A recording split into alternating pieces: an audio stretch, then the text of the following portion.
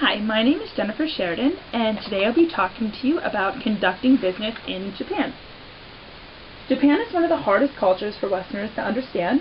They are materially more successful than their Asian neighbors and socially more harmonious than modern Western societies. While adopting their modern tools for development, they have maintained their cultural integrity. Japanese are humanists. They are not concerned with the rights of individuals, but with the relationships between individuals. The Japanese take care to maintain an appearance of peace and unity in social situations. A little bit of the background behind why the Japanese conduct business the way they do can be explained by their idea of wa, which means circle and is understood as harmony, where the group is greater than the sum of its individuals. Harmony, which is considered their guiding philosophy, and saving face, which is critical to society and is a mark of dignity. The Japanese are also very serious about their nonverbal communication. Since the Japanese strive for harmony and are group dependent, they rely on facial expression, tone of voice, and posture to tell them the way someone feels. They often rely on nonverbal expressions more than the spoken word, as words can have several meanings in the language. The situation in which something is said also affects the meaning of the spoken word, so it is imperative to understand the situation to understand the response.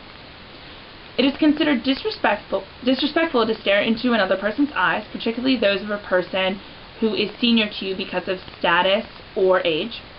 In crowded situations, such as this crowded Japanese street, the Japanese avoid eye contact to give themselves privacy. The Japanese hierarchy is also very important. They are very conscious of age and status.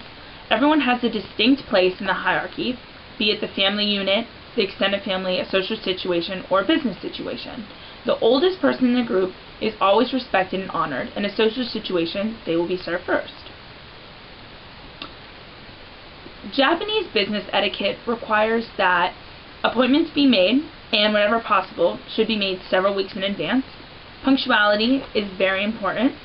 Since this is a society that relies on the group, even if you think your meeting might be with one person, be prepared for a group meeting.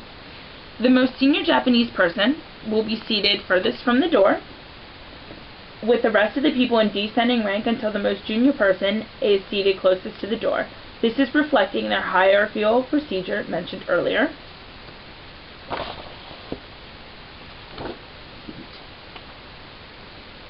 In North American corporate offices, for instance, the boss is usually physically located in a very separate private room. This tends to minimize his or her personal contact with the workers. In contrast, Japanese offices are set up with the boss's desk at the end of a row of pushed-together desks used by employees. This can maximize his interaction with them. Remember, in these meetings, it's going to take time for the group to be familiar with you. It's crucial to lay this foundation for a successful relationship, be it take several meetings. The Japanese are looking for a long-term relationship. This is how their society sees the act of business: long-term, trustworthy, and successful.